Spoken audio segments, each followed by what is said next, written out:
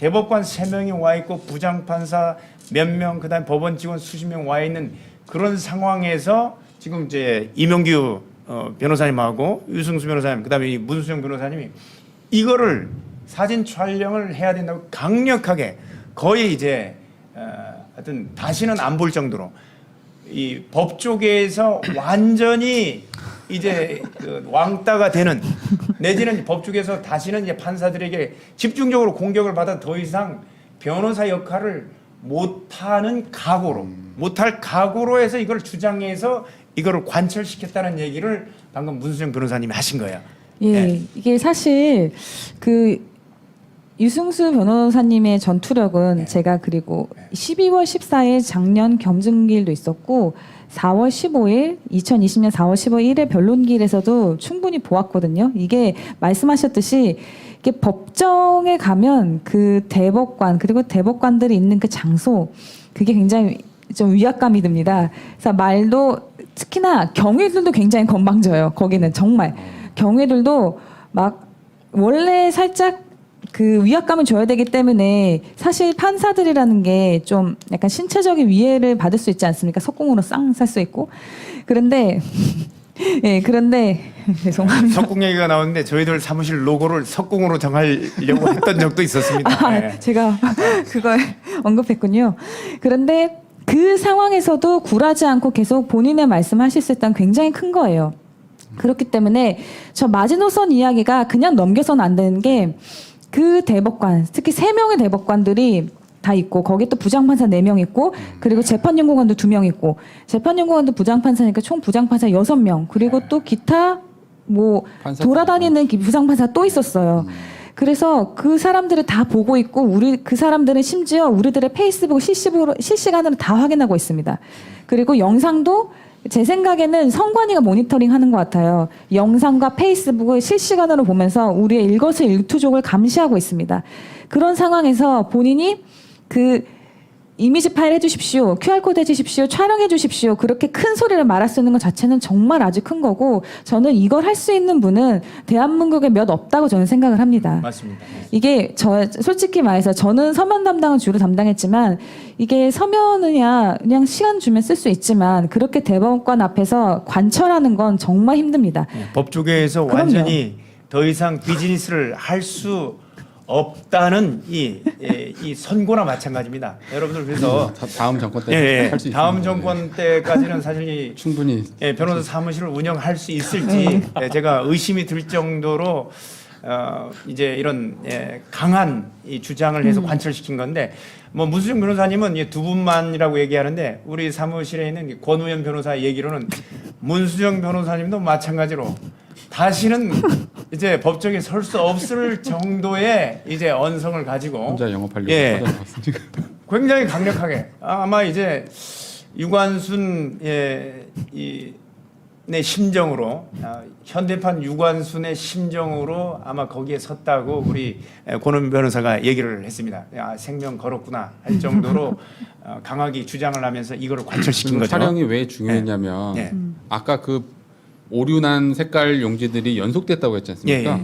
그건 동영상으로 즉석으로 찍지 않으면은 연속됐다라는 걸 증명하기가 힘들어요. 예. 그래서 그걸 실시간으로 동영상 촬영을 해야 되는데 조서에 기입 안 해주면 그거는 묻혀버리는 그게 거예요. 아니라 예. 이상한 거 빼놓고 이거 맞습니다. 찍으세요. 그럼 이거는 사진밖에 못 찍거든요. 그 연속됐다라는 점을 보여주기가 쉽지 않아서 반드시 그거는 동영상으로 모든 맞습니다. 각각의 팀별로 찍었어야 되는 사항입니다, 사실은. 예, 그래서 이제 다시 본론으로 돌아가자면 예, 저 파란색 용. 자, 네. 이 댓글에 지금 그 문수정 변호사님을 문관순이라고 지금 올라오고 있습니다. 와. 정말 문관순의 심정으로 정말 맞아요. 네. 아마 앞으로 이제 비즈니스를 하기가 참 어려울 정도로 정권이 바뀌지 않으면 너무 힘들 정도가 현재 돼 있는 상태입니다. 안 그래도 문 씨라서 네. 사람들이 문 씨라고 하면 먼저 도끼 눈에 가자미 눈을 이렇게 뜨고 봅니다. 근데 상관이 없는 사람이고요, 저는. 일단 저게 왜 촬영에 대해서 좀 여러 가지 얘기가 있는데 저 촬영을 원래 할 수는 있었어요, 제가. 그래서 이게 핸드폰 앱을 켜고 촬영을 버튼을 누르고 촬영 버튼 대기하고 있었는데 이게 제가 어떻게 촬영하느냐 그냥 아무데나 쑥쑥쑥 촬영할 수 있는 게 아니에요. 먼저 대법관님께 제가 촬영하겠습니다 하면 대법관님 오케이 하면 그제서야 제가 촬영할 수 있는 구조였거든요. 그리고 항상 제 뒤에 경위가 따라다녔어요. 내가 뭘 찍나 그리고 제 핸드폰 앱을 계속 보고 있습니다. 얘가 허락 없이 사진을 찍나 안 찍나 그걸 계속 감시를 하고 있어요. 그런데 거기서 어떻게 됐냐? 아까 투표용지 한번 네. 어쨌든 네. 어쨌든 저렇게 생긴 용지가 나온 거는 완전한 팩트입니다. 네. 저도 봤고 문 변호사님도 봤고 그러니까 이거는 우리가 그냥 편집한 거죠. 예, 다 네. 봤어요. 그럼 예. 과연 저런 용지가 도대체 왜 발견이 되느냐? 야, 국회의원 선거, 그러니까 지역구 국회의원 용지에 비례대표 의원 선거 투표 용지가 겹쳐서 인쇄된 거죠. 그렇죠. 예. 겹쳐서 인쇄됐는지 인쇄된 후에 예. 어떻게 어디서 또 판박이처럼 이렇게 찍혔는지는 모르겠는데 하여튼 저렇게 생겼어요. 자, 여러분 어떻습니까? 이거는 현장 사진은 아니에요. 현장 사진은 아닌데 이런 식으로 국회의원 지역구 투표 용지인데 비례대표 국회의원 용지가 같이 인쇄돼서 나온 용지까지 있었습니다. 일단은 저런 걸 누군가 받으면 예. 이거 저 상태에서 투표하겠습니까? 못하죠 일단. 그럼요. 만약에 7번을 찍는다고 해보세요. 그러면 찍으려고 하는데 벌써 뭐가 찍혀 있잖아요. 찍으려는 자리에. 예, 그렇죠. 저거 자체로 무효 투표 용지인데 그렇죠. 무효 투표용지를 자기가 찍어서 저 투표함에 넣었겠습니까? 이게 됐으면 제 용지가 지금 이렇게 두 개 비례대표 국회의원 선거 용지까지 같이 인쇄됐습니다 하면서 보통 사람이면 다시 가서 선거관리관에게 따질 겁니다. 근데 저런 용지가 이번 재검표 과정에서 발견이 된 거죠. 근데 저런 거는 저거 예. 하나였어요. 하나. 하나. 제가 하나였어요. 알기로는 네. 제가 본 거는 하나였어요. 그래서 이제 저게 이제 무효표가 한 표다. 저 무효표는 한 표의 가치를 갖는 것만이 아니라는 거죠. 왜냐하면 그럼요. 그 경위가 중요하죠. 저 경위가 중요한 예, 거죠. 지금 예, 말씀하신 예, 것처럼 어떻게 저희도 이제 반대의 가정을 좀 해봐야 되지 않겠습니까? 저런 현상을 봤을 때 우리도 이제 반대의 가정을 하고 어떤 경우에 저렇게 나올 수 있을까를 여러 가지를 생각을 해봐야 됩니다. 그러면은 지금 이제 뭐 예를 들면 우리가 만약에 인쇄기에 돌렸을 때 저렇게 나올 수 있느냐? 있습니까? 없습니까? 그냥 인쇄기, 프린터 말고. 인쇄기에서는 저렇게 나올 수가 없죠. 아 프린터 말고 드럼을 사용하는 네. 레이저 프린터는 가능합니다. 드럼이 네. 이게 주기적으로 갈아야 되는데 그 이미징 유니트 같은 것을 갈아야 되는데 나중에 시간이 지나면 드럼 보시면 알겠지만 드럼에 아예 이전 인쇄물이 찍혀 있어요.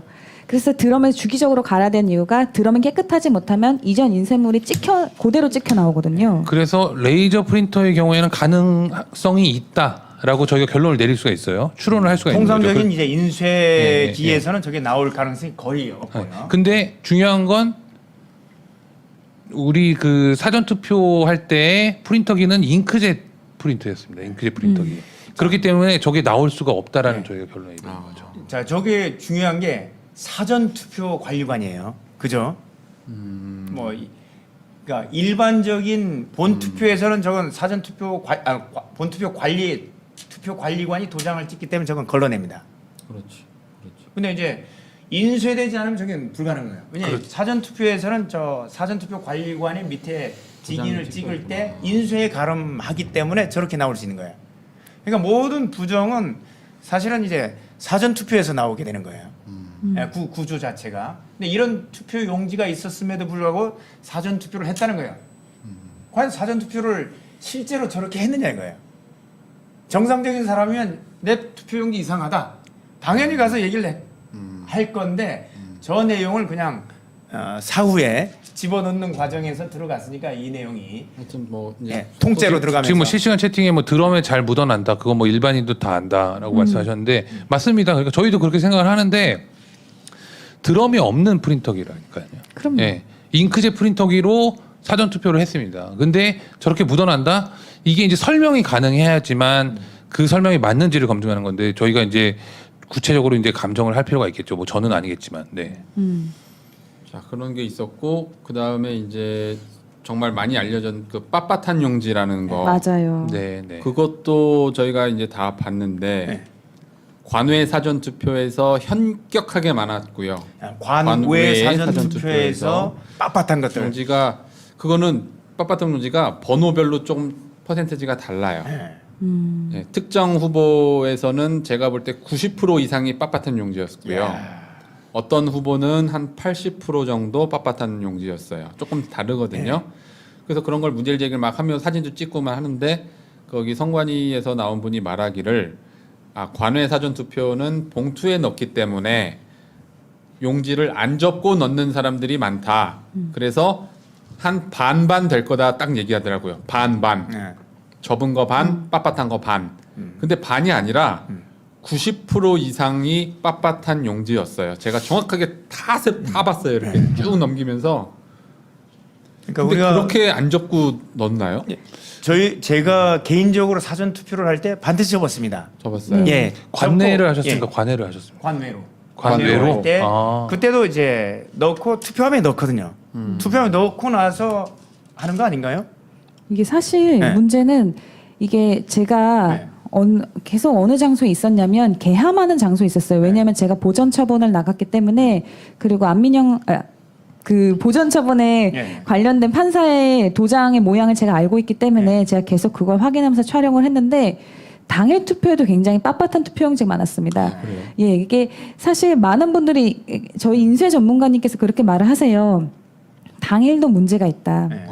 당일 표도 본인이 봤을 때 이게 약간 좀 의아한 구석이 있다. 그래서 그분이 말씀하시는 거예요. 전부 간 게 아닌가요? 라고 했는데 저는 약간 그렇게 생각을 합니다. 왜냐면 우리도 생각을 해봤을 때 뭐 관해야 그냥 저희가 안 넣을 수도 있죠. 그냥 네. 그렇게 쑥 넣으면 되지만 그런데 우리가 투표할 때 이 투표함 앞에 그 관리관 같은 분이 계시지 않습니까? 네. 우리가 그냥 칠렐레 팔렐레 하고 이렇게 들고 가서 넣으려고 하면 접으세요 이러잖아요. 맞아요. 네. 이미 그 천막도 이제 없죠. 그러니까 기표 부스를 나오는 순간부터 안 접어 있으면 접으세요. 그 말이 바로 나와요.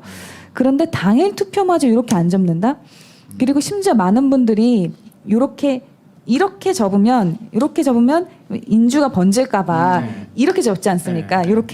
이렇게라도 많이들 접으시는데 이것도 아니고 이것도 아니고. 인주 묻을 수 있을 것 같은데. 그러니까 이렇게 세로로 접으면 이게 다른 후보한테는 안 가죠. 그렇죠.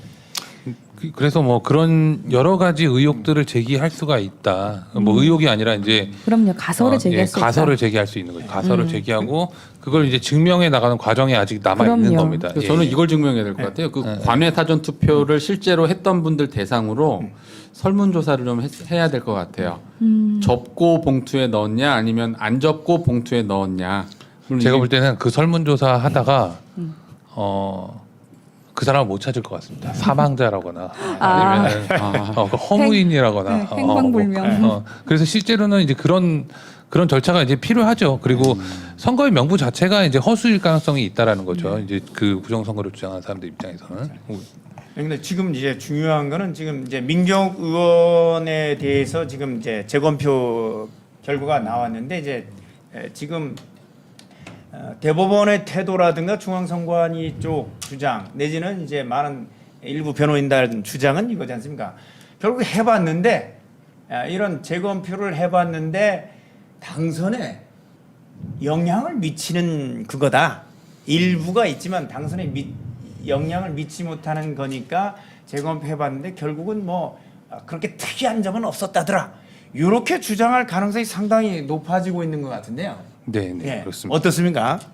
지금 의도적으로 그렇게 방송과 이 일부 당사자와 그리고 이제 중앙선관위 내지는 이제 대법원의 태도가 그렇게 몰아가려는 이런 분위기가 느껴지고 있는데 거기에 대해서는 어떻게 생각하십니까? 네, 저는 네. 100% 확신을 하는 게 그렇습니까? 왜냐하면 울산시장 부정선거 생각해 보세요. 예. 이제 울산시장 임기는 내년까지입니다. 예. 그런데 울산시장 부정선거 그 형사 사건은 형사에 관련된 그러니까 뭐 선거 무효 소송이나 당선 무효 소송은 180이 이내지만 예. 만약에 형사다 그러면 그건 뭐 몇 년 안에 해야 된다 그런 가이드라인이 안에 있습니다. 네. 심지어 강행 규정이라고 써 있어요.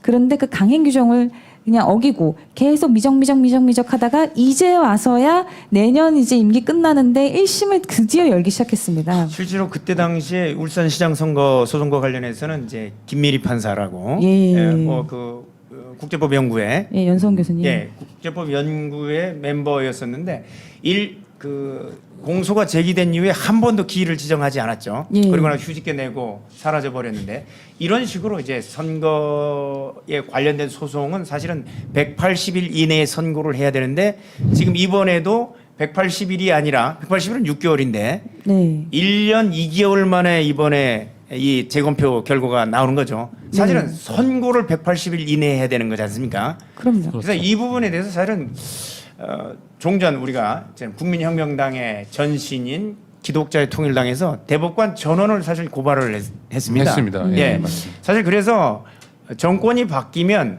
이 강행법규인 공직선거법에 따른 규정을 지키지 않은 판사들에 대해서 대법관들에 대해서는 사실은 정권이 바뀌고 나면 직무유기로 전원 이 처벌을 해야 된다는 저는 입장입니다. 예, 다시는 이런 일이 발생하지 않도록 할 필요가 있다고 생각하고 국민혁명당은 앞으로도 이 내용에 대해서는 끝까지 추진하려고 하고 있습니다.